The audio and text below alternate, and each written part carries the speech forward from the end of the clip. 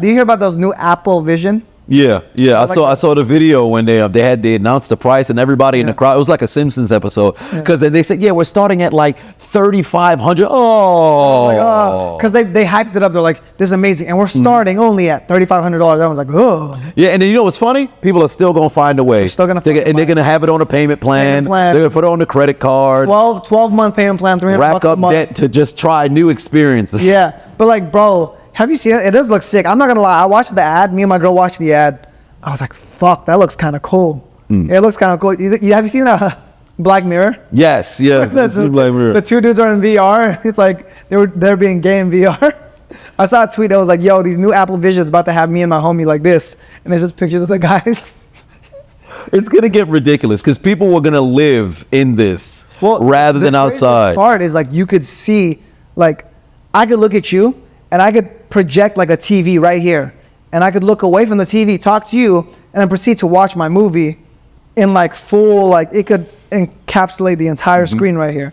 Now that makes me wonder what like going out to eat, like you could be at a restaurant. I could imagine, maybe not now, but maybe in about 5 years or so, you'll just see families or everybody got on their headset or whatever, and they're somewhere else when they're somewhere present. Like I'll never forget, I went to the park, and this was like with iPads. This was the year before the pandemic, so 2019. I'm in the park and I'm playing basketball. The ball rolls out of bounds. So I go get the ball. There's a kid on the bench on an iPad watching kids play in the park. I had never seen something like that in my life.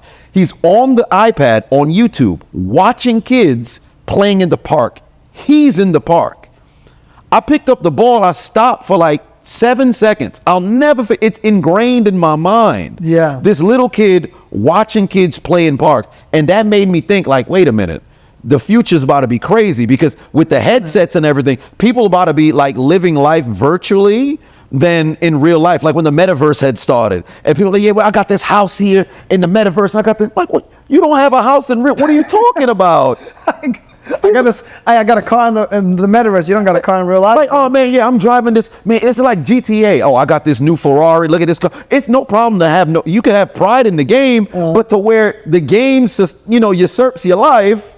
Now what? You know what it is too? It fucks it up because in real life, let's say you wanted to live in this penthouse in real life. It was fucking difficult to get here. I had to make a lot of money. Even to this day, like, I tell people how much I pay in rent, and they're like, oh, you pay that much? My mom is like, that's like a couple months of my mortgage. I'm like, listen. So in order to get here, to be able to live here, it took a lot of fucking work to be able to do this. If I were to do this in the metaverse, it's like, okay, cool, I'll pay some virtual coins or whatever. I don't have to put any real work in. I could do it in a month. If, like, let's say Grand Theft Auto, you want to live somewhere here in Grand Theft Auto, you grind for a month, you make some money in Grand Theft Auto, you're great. It's not real work. Where in reality, it took me years to make money, to then live here.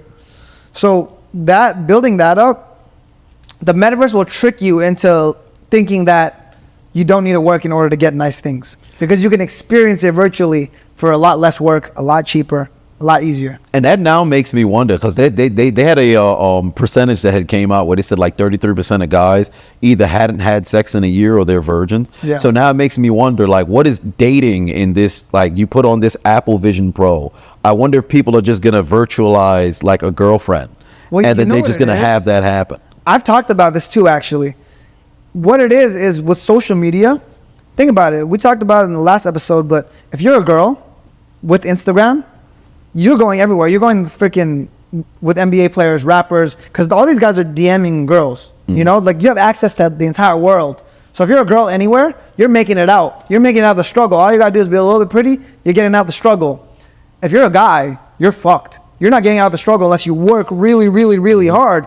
Whereas in the past, before social media, girls didn't get flown out. They didn't exist. There was no access to the world. But now that there's access, why would a girl settle for you if you're just a broke dude when she can go with all these professional athletes, NBA players, entrepreneurs, you know? So that's why guys, it's harder for guys to compete because no matter what, if you're a guy trying to get laid, your competition is now fucking LeBron James, maybe not LeBron James, but like, I don't know, Odell Beckham Jr. Yeah, somebody like a playboy that's out there. And because there's the visibility online, now a girl from Colorado, a girl from Maine, a girl from Nebraska, they could all be pitching for the same spot. And then you as a dude who's in that same small town where 20, 30 years ago, that girl was only relegated outside of her traveling.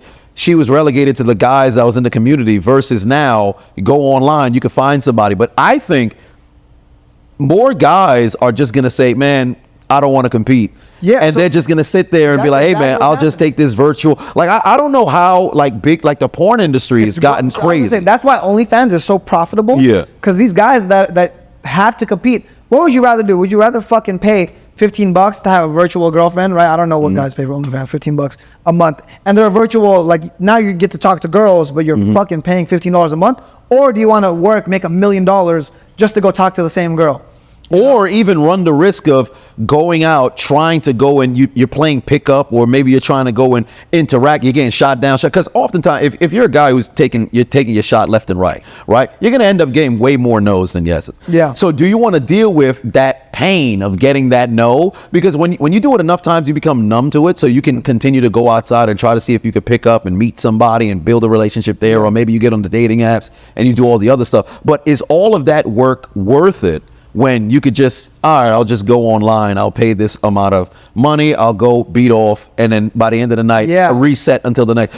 I understand why they would say, I'll do the online thing. But in the end game, they're going to lose. It's like a plague to society because ultimately, it's really enticing. If you think about it, if you're a guy, I think I'm kind of blessed to be in the two things. I'm blessed because I'm the type of person that wants what other people don't have, right? Like when I think about like I don't know, OnlyFans, imagine being a guy and knowing that this girl talks to a bunch of other people. There's no exclusivity there. Like, it just ruins the entire thing for me. That's why I could never do it, you know?